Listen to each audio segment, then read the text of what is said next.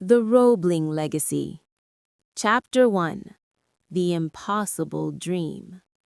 The wind howling off the East River in 1867 was a physical, bitter thing, smelling of salt, coal smoke, and the perpetually churning sewage of two burgeoning, ambitious cities, Manhattan and Brooklyn. For over a century, the idea of linking them had been nothing more than a drunkard's boast or a poet's fancy, a true impossibility.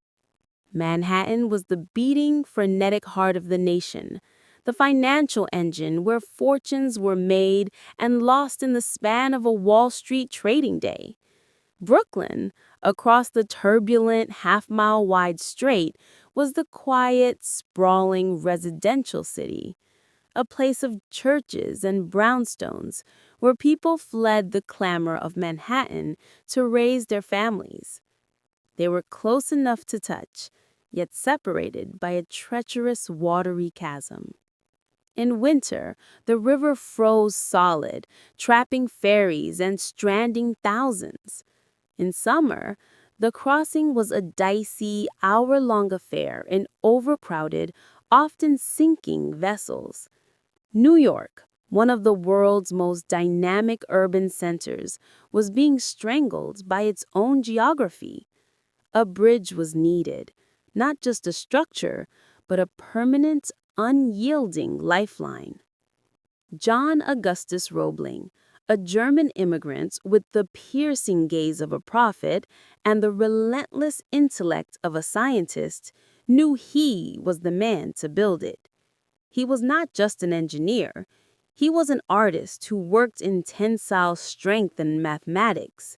He had already revolutionized the use of wire rope, a stronger, more durable cable than the hemp ropes of the past, and proven its merit by hanging massive suspension bridges across the Niagara Gorge and the Ohio River. Roebling's plan for the East River was not a bridge. It was a cathedral of stone and steel, a colossal structure that would dwarf every other built by human hands. It would span 6,000 feet, featuring two granite towers soaring 276 feet high, making them the tallest structures in North America for decades, with a central span of 1,595 feet, unprecedented in history. This was not merely an engineering project. It was a defiant declaration that in America, nothing was too big to dream, and nothing was too complex to execute. He presented his vision to a skeptical city in 1867. The objections were immediate and thunderous. Impossible! It cannot be done. The pressure will collapse the riverbed. No anchor can hold that weight. It will be a monument to Roebling's folly and the city's wasted funds. The press called it Roebling's folly. The skeptics pointed to the sheer depth of the East River, its powerful currents, and the bedrock buried 78 feet beneath the surface, far deeper than any foundation had ever been laid. John Roebling simply looked at the river, the raging water, and saw the finished product. He wrote, "The bridge must not only be the greatest bridge in the world, but it must be the most glorious structure of its age." His motivation was simple: to conquer the impossible, not for wealth, but for the legacy of engineering and the service of a unified nation. In 1869, at the age of 63, John Roebling was finally given the commission. The dream was about to become reality. Chapter 2. A Sacrifice in the Slip. On a sweltering July day in 1869, Roebling was conducting the final survey of the Brooklyn Pier site. It was a mundane task, checking the exact coordinates where the massive wooden caisson, the gigantic pressurized timber box that would sink the tower's foundation, would be lowered. He stood on a timber pier, his mind already calculating the forces and stresses of the great structure to come. Suddenly, an incoming ferry misjudged the treacherous currents. The vessel slammed into the wooden pilings. Roebling's right foot was instantly crushed between the ferry and the pier. He was rushed home to Trenton, New Jersey, where he refused the standard medical treatment of the day, an amputation, which he called barbarous. He believed he could cure the wounds with water therapy and heat compresses, relying on his formidable yet ultimately fragile scientific understanding. But the wound was catastrophic. Tetanus, a silent, unseen killer, set in. Just 3 weeks later, the visionary, the man who held the complete plans for one of the world's greatest structures, was dead.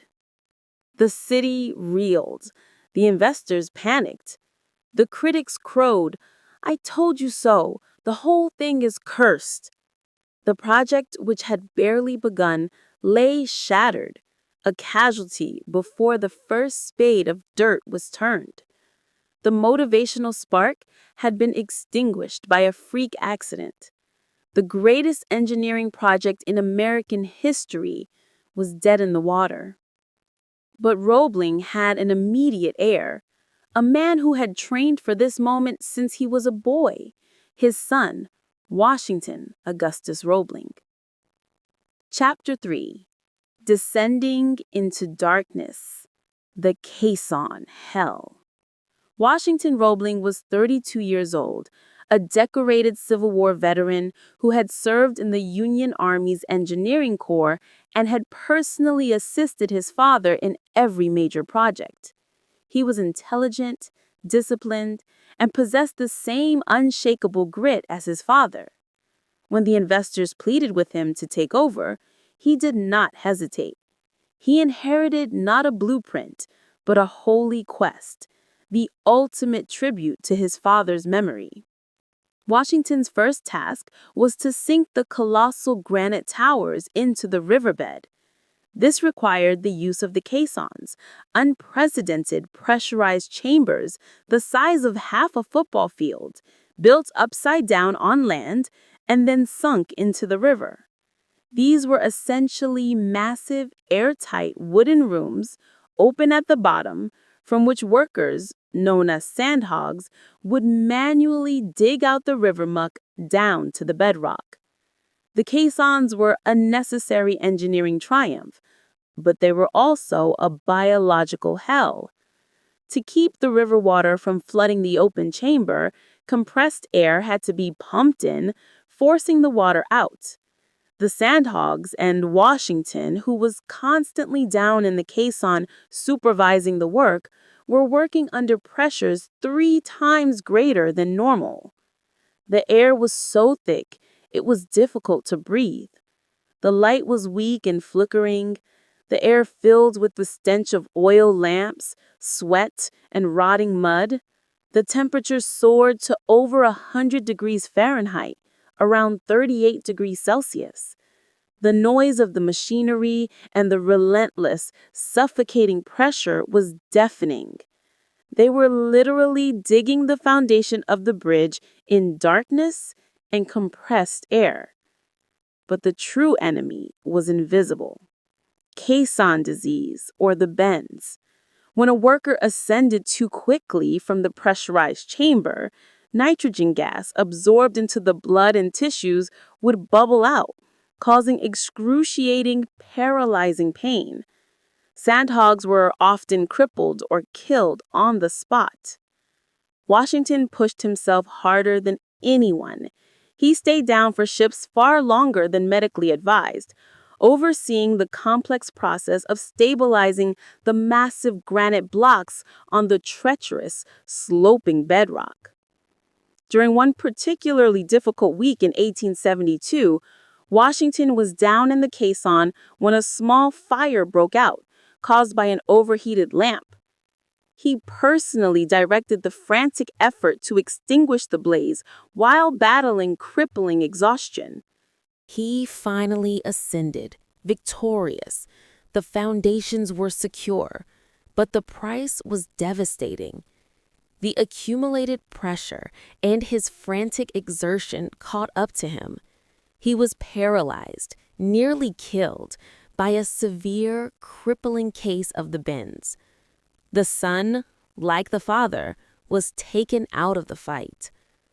The motivational story of the Brooklyn Bridge now faced its greatest crisis. The visionary was dead. The chief engineer was crippled, confined to his home, unable to physically visit the site, speak in public, or even walk. Part 2. The Unseen Architect. Narrative Outline. This part will focus on the most astonishing and motivational character in the story, Emily Warren Roebling, Washington's wife. The impossible transition. Washington is bedridden and despairing. The board is ready to shut down the project.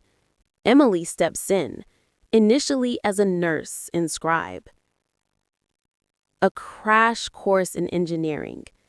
Emily begins studying engineering under Washington's direction. Because he cannot speak or write for long periods, she becomes his translator and messenger. The secret engineer. She studied subjects from calculus and material strength to catenary curve physics and stress analysis. She spent the next 11 years acting as the on-site chief engineer, relaying Washington's instructions, answering questions from foremen, and managing the entire project. The board, the workers, and the press slowly realize she is running the show. Defiance on the scaffold. When the critics and political rivals attempted a coup to remove the incapacitated Washington, Emily appeared before the American Society of Civil Engineers, ASCE. She delivered a stunning, highly technical presentation on the bridge's design, silencing her male detractors and establishing her authority as the de facto engineer. The years of the wires. The story progresses through the critical and dangerous phase of cable spinning. But cables are the heart of the bridge, and their perfection is non-negotiable. Emily's vigilance saves the project when she discovers a fraudulent cable supplier and demands the entire length be replaced. A billion-dollar decision. Part 3. Triumph and Legacy. The Final Walk. On May 24, 1883, the Brooklyn Bridge is complete. Emily Warren Roebling is given the honor of being the first person to cross the completed bridge carrying a rooster, a symbol of triumph, in her lap. The crowd erupts. It is a triumphant, tearful moment of perseverance, family, and feminist defiance. The Roebling Creed. The final chapters tie the historical facts to the motivational theme. The bridge stands not just because of the steel and stone, but because of 3 non-negotiable motivational qualities displayed by the family. Unwavering vision. John. The courage to see the solution where everyone else sees the obstacle. Unbreakable commitment. Washington. The refusal to quit, even when physically crippled and facing death. Unseen resilience. Emily. The quiet strength to step up and lead when the world expects you to step back and mourn. Conclusion. The Brooklyn Bridge, a marvel of American grit and ingenuity, is the ultimate testament to the idea that no obstacle is too great for a committed, determined mind. Chapter 4. A Crash Course in Engineering. The year was 1872. Washington Roebling, the brilliant heir to the Brooklyn Bridge project, lay a virtual prisoner in the family home in Brooklyn Heights, the magnificent half-finished towers visible from his bedroom window. He was suffering from chronic, debilitating Caisson disease, a severe form of the bends. His doctors warned that any strenuous activity, any ascent back to the pressurized world of the river crossing could kill him. The paralysis was crushing, but the psychological agony was worse. He could see the work, but he could not touch it. The bridge was now a ship without a captain.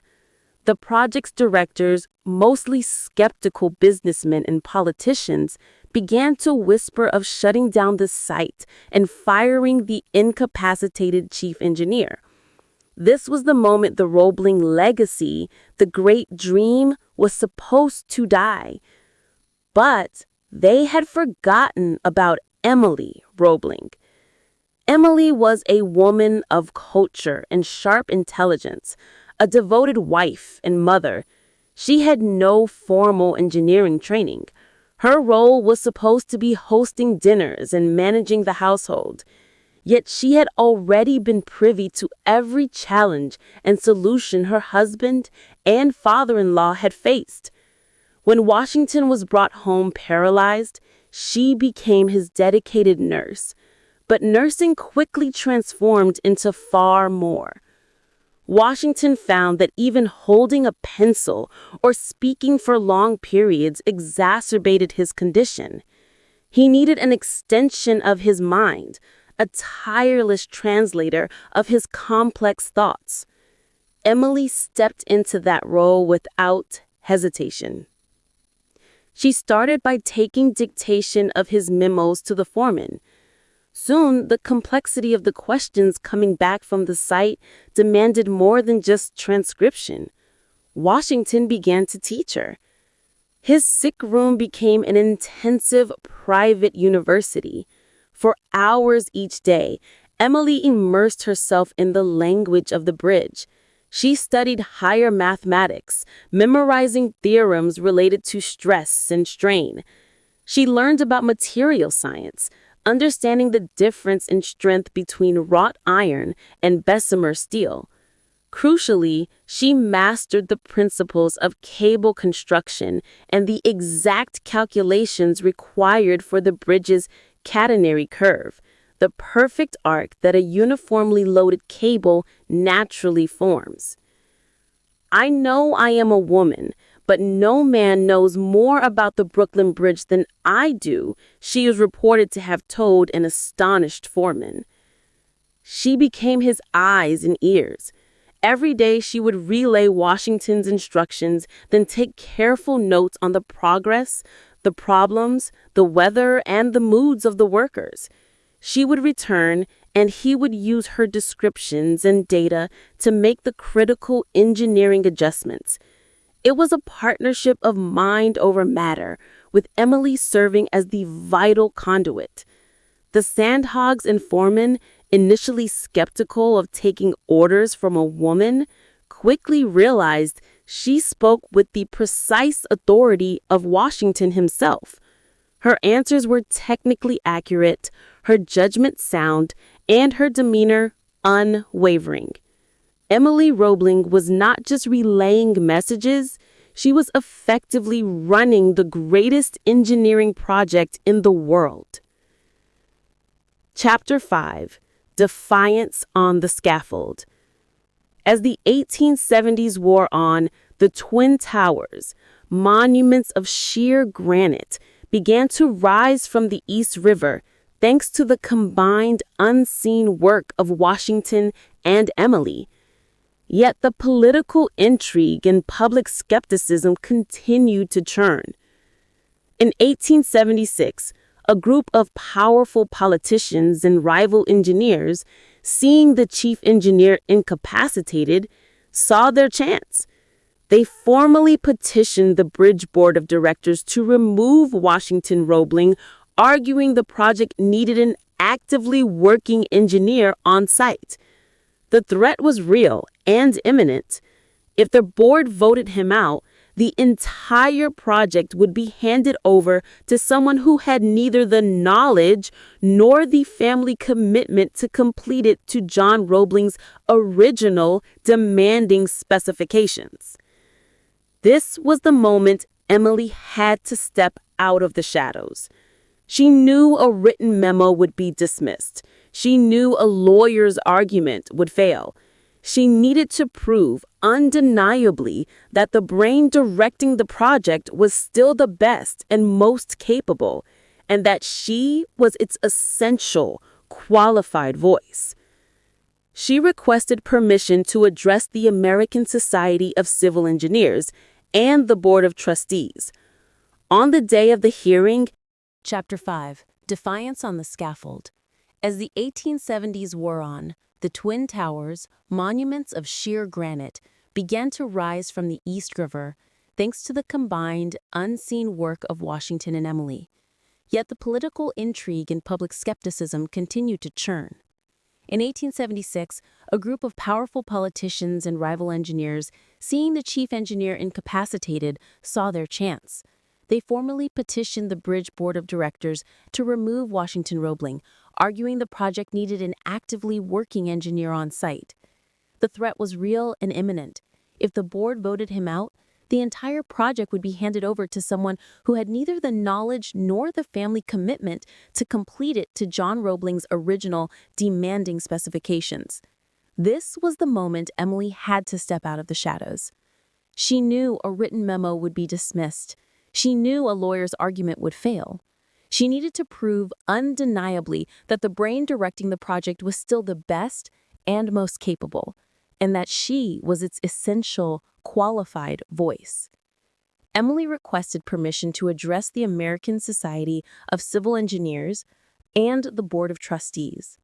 On the day of the hearing, Emily stood before a room full of skeptical, distinguished men who were accustomed to dismissing the intellectual capacity of women. She did not deliver a plea or an emotional appeal. She delivered a technical mastery. She spoke without notes on the exact vertical load distribution of the bridge, the dynamic stresses imposed by the east river winds, and the specifications for the tempering of the steel that would be used in the final suspension cables. She answered every complex, leading question with such surgical precision and confidence that the room fell silent. She spoke the language of engineering fluently. In a powerful closing statement, she declared that the Roebling family's unique knowledge, earned through years of commitment and personal sacrifice, referring to Washington's paralysis, was the only thing guaranteeing the bridge's success and safety. Her performance was so commanding and technically sound that the motion to remove Washington was soundly defeated. Emily Warren Roebling had not only saved her husband's career and the family legacy, but she had also established herself as the de facto chief engineer of the Brooklyn Bridge. She was the bridge's architect in everything but official title. Chapter 6. The Years of the Wires and the Fraud. The final and most critical phase was stringing the 4 main suspension cables. This phase was both dangerous and extraordinarily slow. Each of the massive cables had to be spun on site, 1 wire at a time, high above the churning East River, a process that would take 4 long years. The finished cables would each be 15.75 inches in diameter, composed of over 5,000 individual wires, bound tightly together. The strength of the entire bridge depended on the integrity of every single wire. Emily was constantly on the construction site, scaling the massive granite towers via shaky temporary ladders. She carried Washington's notes, conferred with the master mechanic, and ensured the precise tension of the temporary wire ropes used to haul the cables across. During this period, Emily made her most vital, project-saving intervention. She noticed inconsistencies in the tension of the wires and ordered a small, random sample to be taken from the stored cable stock delivered by the primary contractor, J. Lloyd Hay. She brought the samples back for analysis.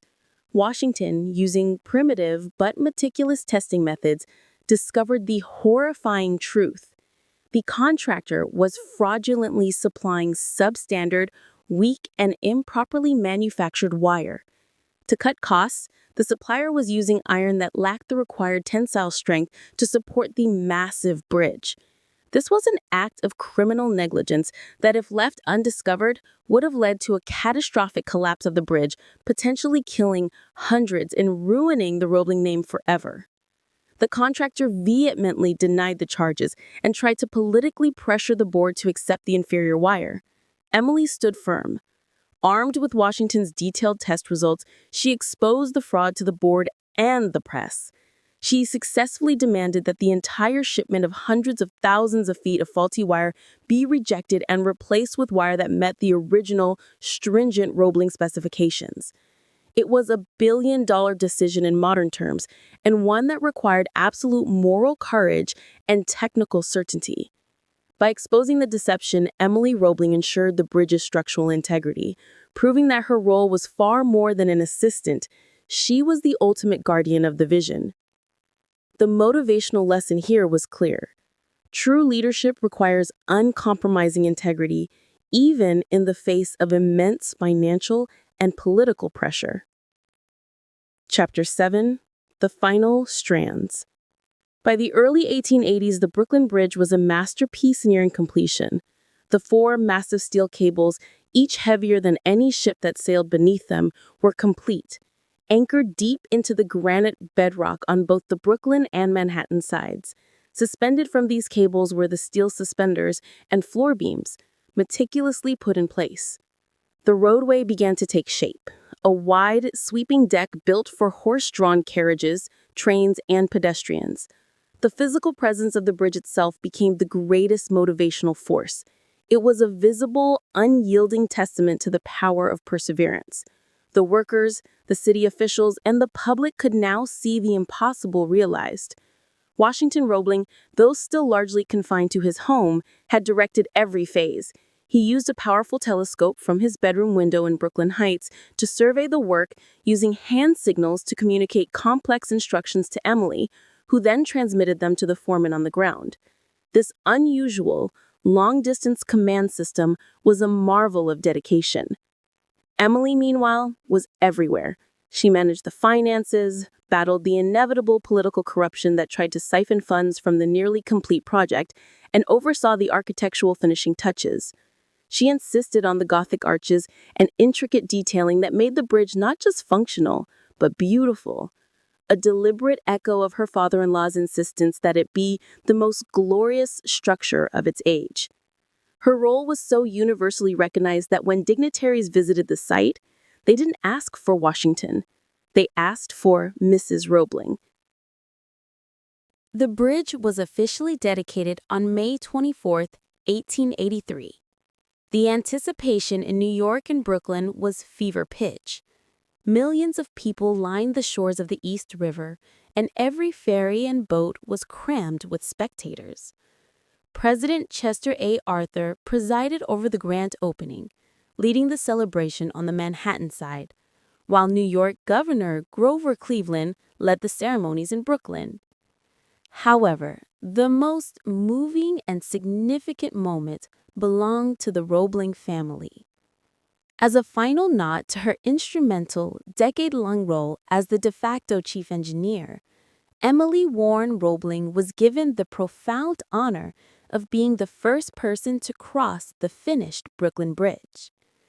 Just before the official opening ceremony, Emily, accompanied by a small procession, began her momentous walk.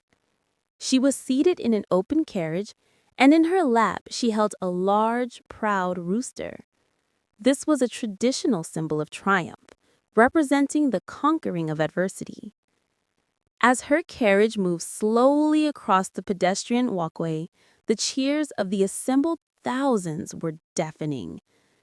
She was not just a symbol of the bridge's completion, but a symbol of female ingenuity, resilience, and quiet strength. She had taken over a project that had killed its visionary and crippled its chief engineer, and she had seen it through to absolute, uncompromising perfection. When she reached the Manhattan side, she was greeted with flowers and accolades. Washington, watching from his window, must have felt an immense, overwhelming pride in his wife and their shared accomplishment. He had survived the crippling disease, and his vision was now physically realized thanks to her tireless efforts.